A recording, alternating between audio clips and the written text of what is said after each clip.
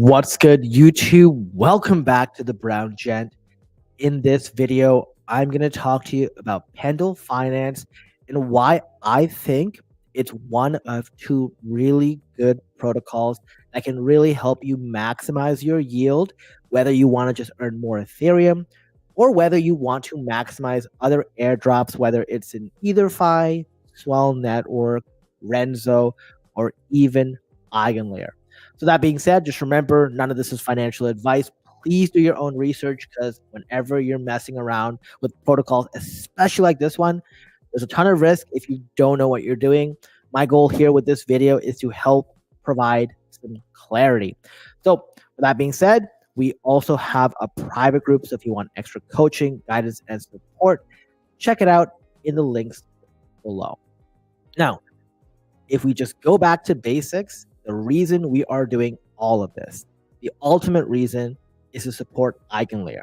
Now, we're not doing it because we're altruistic. I mean, yes, like maybe we do believe in the technology, and for sure, I want Ethereum overall to do well. So providing the support just help secure the network is very important. But I'd be lying if I told you that that was it, right? The reality is there's like $12 billion locked on EigenLayer. We are getting dangerously close to a point where they will just decide to tokenize. I think you have an opportunity with this, and it doesn't matter which provider you use, but you have an opportunity to maximize your EigenLayer points or capitalize on the EigenLayer points that you would earn if you don't want to touch it and you're like, hey, you can have my EigenLayer points. I want the money. And what's amazing about this is a protocol like Pendle has figured out a solution to help sort of negotiate or brokerage those deals. So let's get into it. So remember, it doesn't matter which you use. So I just saw someone talk about Athena Finance in the comments. I do still think you have time to sort of leverage it. I'm going to talk about the example for EtherFi today, but it doesn't matter whether you're using EtherFi, whether you're using Swell, whether you're using Renzo. My recommendation as always is, if you haven't started, please consider starting it, because even if you don't want to get involved in the airdrop, you can sell those points to somebody else and make even more. And this is an incredible opportunity that doesn't come around that often. One thing I do want to say is, with everything, there's smart contract risk. So do keep that in mind. That's also one of the reasons why I do diversify my Ethereum across a bunch of different protocols and networks. So that's the thing I want to highlight here. Whether you use Swell, EtherFi, Renzo, Athena, whatever, if you need a link to any of those, I have them in the description below. I also have a video on Swell Network from a few months ago. I have a video from EtherFi from yesterday. I have a video from Renzo from 2 or 3 days ago. So if you want that information, it's there. Now, Pendle is all about that brokerage. So basically what they're trying to do is, great, you show up with Ethereum, and they know that there are people who don't care about this airdrop, and there are people who care a lot, and there are people who are kind of on the fence. So this is where I stand. And by the way, Starforge, I see your question. I'll get to it at the end of the video, but you'll probably know the answer by then. So what Pendle does, which is really nice, is it allows you to trade that yield. So what I'm going to show you right here is their platform. It looks hella confusing. This is their sort of Pendle Points party. Pendle only exists on Ethereum mainnet or Arbitrum. To see sort of what options exist for you, for example, if I only wanted Arbitrum, I'll click off ETH, and I see here that I can only use EtherFi, Renzo Protocol, or Kelp DAO. Now, EtherFi, you actually get it on ETH mainnet, so you actually have to go through the bridging function, which you can find in EtherFi's documents, to get this over to Arbitrum. But let's say instead, if I wanted to do ETH mainnet instead, right? So ETH mainnet actually pretty much has all the options anyways. The reason I don't like ETH mainnet so much is because obviously the gas fees are pretty bad, and you're at the mercy of what the Gwei price is, right? The Gwei price was like 60 Gwei out of nowhere today. It went down to like 17 or 16 2 days ago, but you never know. So this is why I always tell people, like, obviously, if you can get away with not being on ETH mainnet, fantastic. But sometimes you'll do it, and it's fine if you're not really transacting that much. When you are on ETH mainnet, you do pay significant fees. I paid swaps of $40. It's bad. It's just bad. So I'll use the example on ETH mainnet, but you can sort of make this apply for anything. So you can see here, we got EtherFi, we got Renzo, we got Zirkit. I'm going to click on this, and you see here we got EtherFi right here. So you see in the top here, there's the Ethereum mainnet version, and right here is the Arbitrum version. Okay, what you should be paying attention to is the maturity. So you see here, maturity is 28 days for the Arbitrum. It's 91 days for ETH mainnet. So I click on this and I go to the ETH mainnet for EtherFi, right? Let's say we're only focused on EtherFi. Maybe you're that person who's only supported EtherFi. Like, that's what you do because you know about season 2's airdrop and you have at least 0.1 ETH in there, right? You have 0.1 ETH in there running up that stake rank program to sort of get you to level 8 over the next 29 days. Well, you're now sitting here wondering, okay, great. What do I do? Because you know what? I'm not going to lie to you. When I saw this, I was like, what the hell is this? Right? Because seeing this and even seeing the text here does not really provide any clarity. The people who were doing it that I knew, I mean, I'm sure they were trying to help me, but the way people explain things, I find a lot of people, either they don't understand it fully or they have a hard time really articulating what it is and why they do the things they do. So I have really two questions when I looked at this. The first question is, what's my risk? Like what's the level of risk in each thing? What am I getting? What's the upsides? What's the downsides? And then how do I know when to select one over the other? Is there sort of a pivot point? So those are the things I want to talk to you about in this video. So these three options, basically the YT, the LP, and the PT, they exist for pretty much every single protocol on Pendle. YT is the yield token. What that does is it isolates the token to just its yield potential. So it's looking at how much points you'll gain. That's why you'll see here that if you're in this option, you will get 27x the EtherFi points, and you'll get 13x the EigenLayer points. So if you would have earned 100 EigenLayer points in this, you would have earned 1,300. If you would have earned, 2,000 EtherFi, I don't know why I made a harder number, then you would have gotten 54,000 EtherFi points. What is interesting to know is at the date of maturity, the value of this is 0. At that point in time, it is $0 for that ETH. So if you even put one ETH in there, you would have earned all the sort of points you would have earned on that one ETH, but on the date of maturity, it's 0. So this is probably the biggest problem with it. It basically disappears, and you've transformed that Ethereum or whatever you put in here to just points.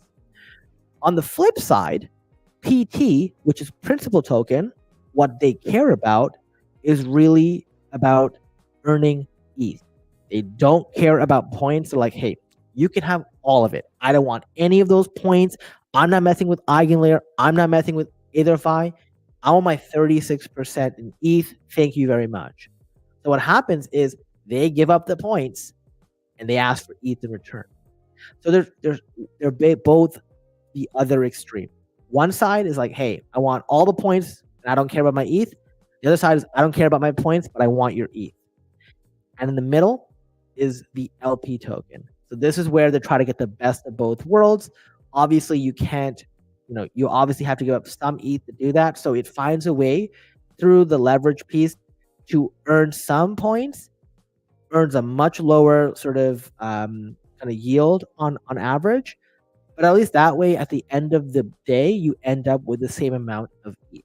So that's sort of the goal here.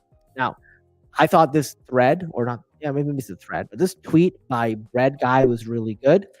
This is an example that they used to talk about their plan for Swell, and they were basically saying, They were going to do super leverage, so 80%. This is very degenerate. 80% in YT or yield token, which is the position where it goes to zero over time, right? It doesn't go immediately to zero. So one of the goals here is actually finding out when you can buy it when it's undervalued, so the price of it goes up.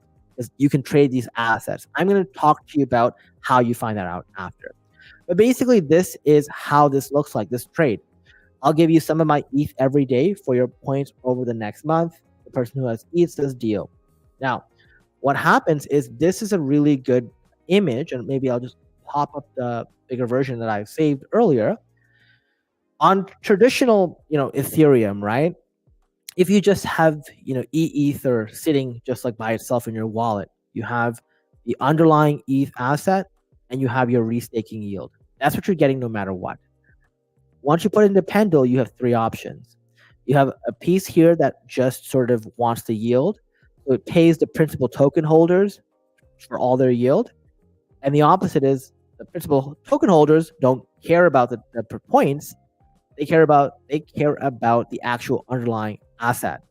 And then the LP sort of keeps both, but earns fees on all of this. So this is why I like the LP piece, just because I think it is the sort of neutral ground on all of this. On top of it is much more safe, and you're still earning points. Now, the way I'm playing this is I'm doing a bit 20% degenerate, 40% LP. So I have some YT by itself that I purchased, and then I have this. So that is the basic concept here. Now, I've linked the thread below if you want to read more about their strategy on how they're going to do this, because their goal here is obviously to preserve some of their position. So basically, because the Swell network has their token generation event in late April, and sort of when that maturity date is, they can preserve 60% of the ETH position. So very interesting thing to look at. Now, if you're wondering how you know if it's a good time to get YT or not, I thought the handbook did a really good job in explaining this. We have what's called implied APY and underlying APY. So underlying APY is sort of saying, okay, great. Maybe we'll just use a fictitious number. If ETH always earned you like 10% for staking, that would be the underlying APY. Implied APY is what the market thinks will be the actual rate this year. So because when you are working within this protocol, if you're over here, if your percentage, if the rate is lower than what the market's rate is lower than what the underlying rate is, it becomes profitable to farm, right? So the example here, right, is, you could think of YT as a magic lamp that's able to spit out coins for you in 1 year. The lamp basically says it's going to give you 100, right? That's the underlying. No one knows, right? You don't know. The market thinks, well, it's probably going to do less than that, right? The magic lamp market thinks the lamp is wrong, says it's going to spit out less. They're only willing to buy it and selling it for $80. If you think they're wrong, you end up buying it for $80, wait for that price to accumulate and sell it later. So this is sort of the concept. If the implied APY is less than the underlying APY, it's cheap. And if you buy it, you're likely to be able to earn points and sell it when that narrative changes or the value of it goes up. The sort of opposite is, for example, once you sort of buy that magic lamp, the market changes its mind, and now they think it's going to spit out even more. They're going to say, hey, it's 150, right? So if you're the sort of lamp owner, right, you had got it at like $80, you can now sell it for 150, and you can go and sort of, do it and buy whatever else you want. And by the way, this takes all the risk off you because you don't care anymore what it prints out. So what you want to do is make sure you sort of buy it when the implied APY is low, and then sell it off when the price is high. So this is another sort of option, and one that many people miss. It's not just about the amount of points that you can earn. So this is something I really recommend that you look at. Like I said, I think for any of you who are not still comfortable with this, from my explanation, I hope you understand why LP ETH or LP, LP, and then whatever the protocol you use, whether it's Swell, EtherFi, Renzo, whether it's Easy ETH, SW ETH, or EETH, LP ETH is probably the best mix. It has majority PT or principal token ETH, tiny bit yield token ETH in that sort of ratio that allows you to sort of earn a bunch without really risking anything. I think that's a better play. But then obviously the more your portfolio grows, or if you're having a little more risk appetite, consider leaning more to the YT ETH, but also, look for those opportunities where you can swing it for a better price, because you can still earn points and then sell it, wait for a drawdown, and do the same thing all over again. And you just click on the button over here to be able to do it.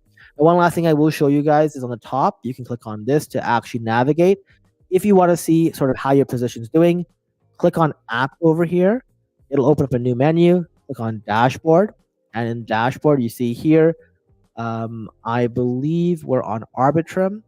And you see here currently my net P&L on this is up 272. With $6, that's claimable. So that's pretty good. But, I put it in here 2 days ago. Like I said, I wasn't about to go in until I fully understood.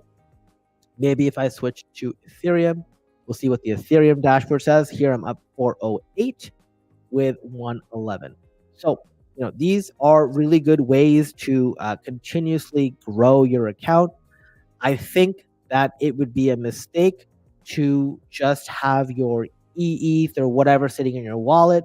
I know a lot of people are like excited to sort of deposit it into EigenLayer.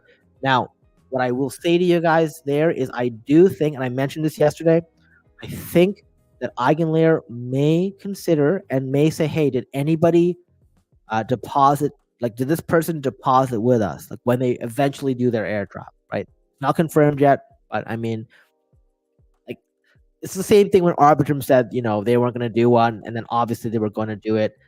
All these things tokenized, especially at very high valuations. They're just waiting for a good enough reason and a high enough valuation. But when that happens, you want to make sure that EigenLayer maybe says, hey, this person did stake with me.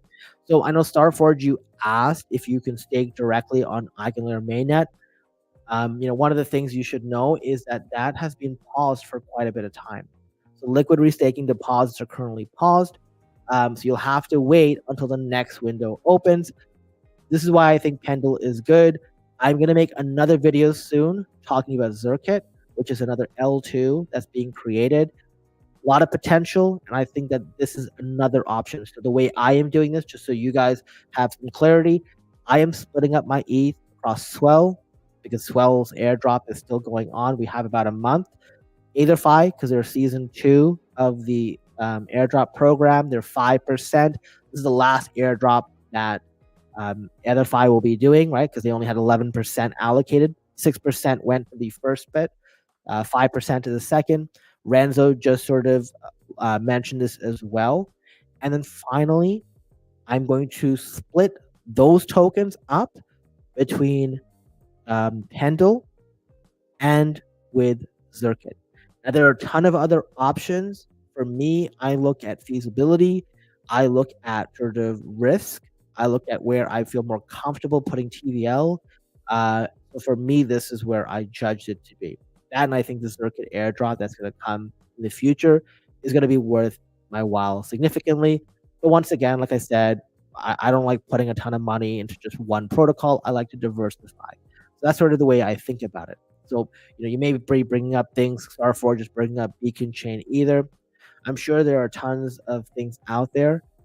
But like I said, you've got to go with what you feel comfortable with. I'm sure, I don't know as much about it as possible, but I was also looking at sort of the more popular and better options, trying to understand it. The concepts that I've explained here will apply to pretty much all of them. That's why I think it's so important to not just know like what you do, but why you do it. So for those of you who have questions, we're about to go to the AMA. I really hope you enjoyed this video. As always, I plan here with all these videos is to make sure to educate as much as possible. There's so much stuff going on in crypto. We got to make sure we're on top of this stuff because it keeps moving. So I hope that you found this video somewhat helpful. If you did, please do me a favor, share the video, like the video, subscribe to the channel. And until next time, we'll see you in the next video. Thanks for watching.